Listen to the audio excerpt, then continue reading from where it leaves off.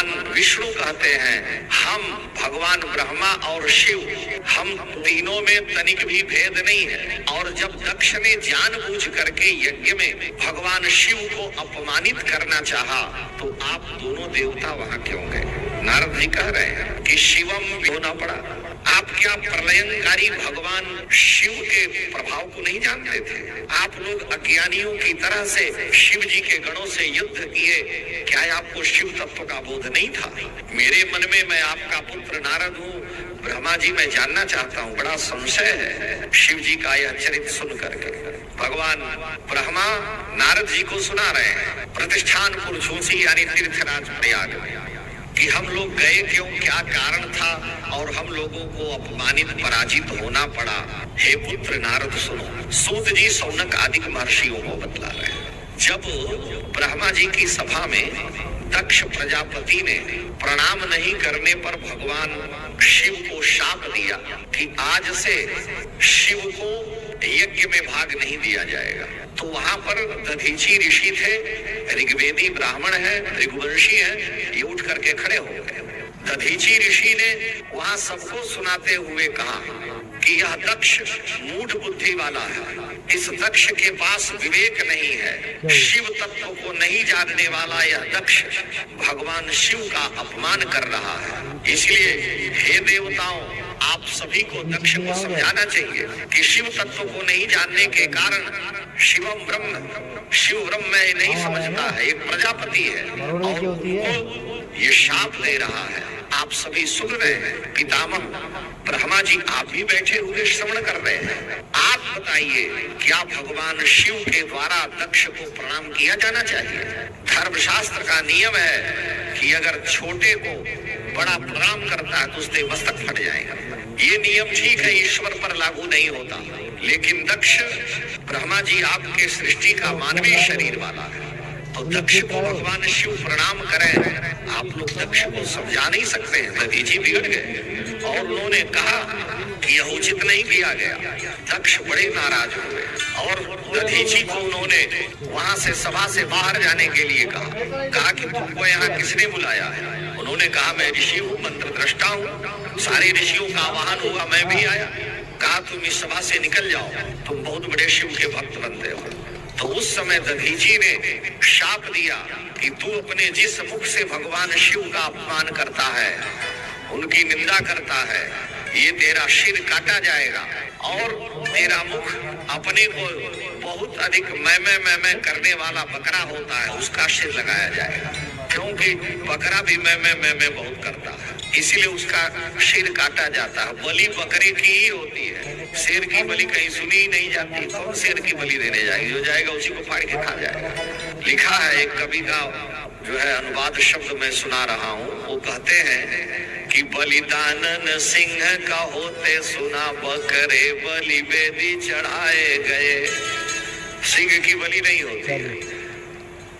बलिदानन सिंह का होते सुना, बकरे बलि बेदी चढ़ाए गए।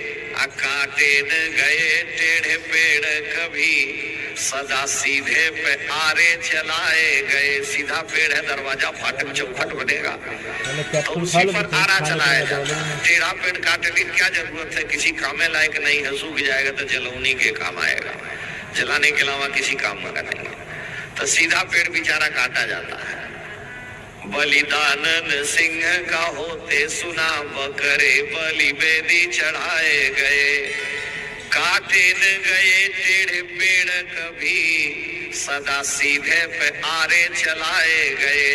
नाग पंचमी को सावन के जहरीले को दूध पिलाया गया, केचुए बंसी में फंसाए गए। मछली मारने वाले लोहे की कील में केचुआ फंसाते हैं। आप बगुला भगत बन के नदी किनारे बैठते हैं, उससे मछली आके केचुए के लोभ में कील उसके मुंह में चला जाता है, मारी जाती है। कहीं आटा भी चलता है। तो वो कह रहे हैं कि नाग को तो लोग दूध पिलाते हैं, केचुआ बेचारा मारा जाता है।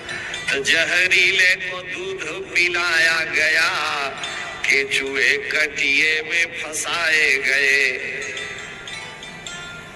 बलवान का पालन बांका हुआ, निर्बल ही सदा से सताए गए।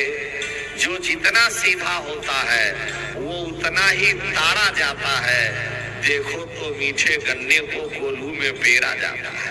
व्यक्ति एक बार गन्ना का रस निकाला, दोबारा निकाला, निचोड़ते निचोड़ते बेचने वाला भी थक जाता है, पीने वाला भी, लेकिन गन्ना अपनी मिठास नहीं छोड़ता है। सूख गया, जीवन किसी काम का नहीं रहा, लेकिन इतना सीधा है परंतु अपनी मिठास नहीं छोड़ता। रहीम कह रहे हैं कि जे रहीम उत्तम प्रकृति का करी सकत कुसंग।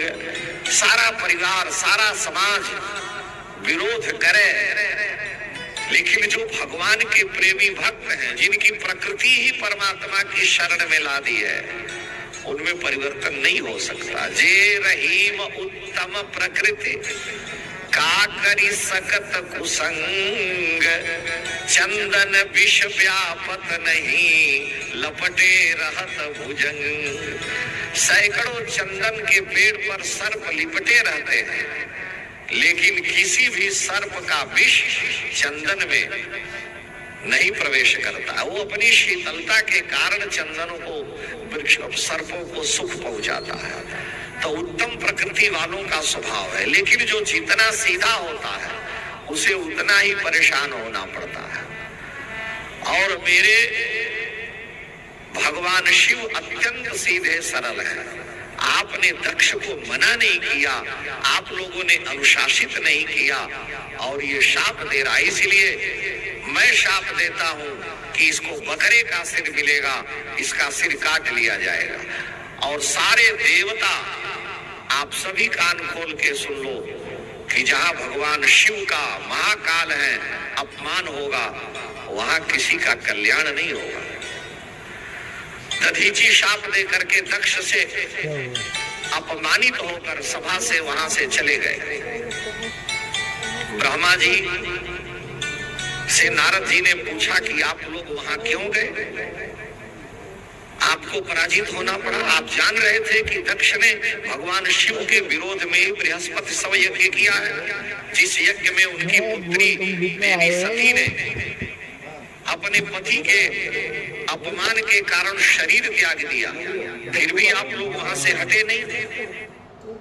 दोस्तों, जैसे कि मैं आपको हमेशा बताता रहता हूँ स्कैल्पिंग के बारे में, कितनी बार स्कैल्पिंग करते टाइम ऐसा हुआ है कि चार्ट देख रहे हो, सडनली प्राइस मूव हो गई और तुम्हारा ऑर्डर प्लेस करने से पहले अपॉर्चुनिटी निकल गई, या फिर स्टॉप लॉस के कारण शरीर त्याग दिया, फिर भी आप लोग वहां से हटे नहीं थे। तो ब्रह्मा जी कहे कि पुत्र नारद, तुमको भी आवेश आ रहा है, तुम हमसे पूछ रहे हो। नारद जी कहे मैं भी तो दिन रात श्रीमन नारायण नारायण नारायण श्रीमन नारायण श्रीमन नारायण नारायण नारायण श्रीमन नारायण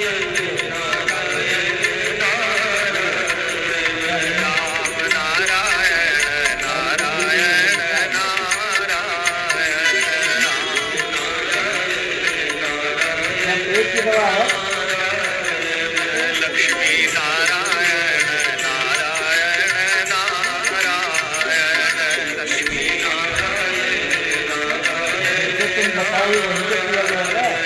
बद्री नारायण नारायण नारायण बद्री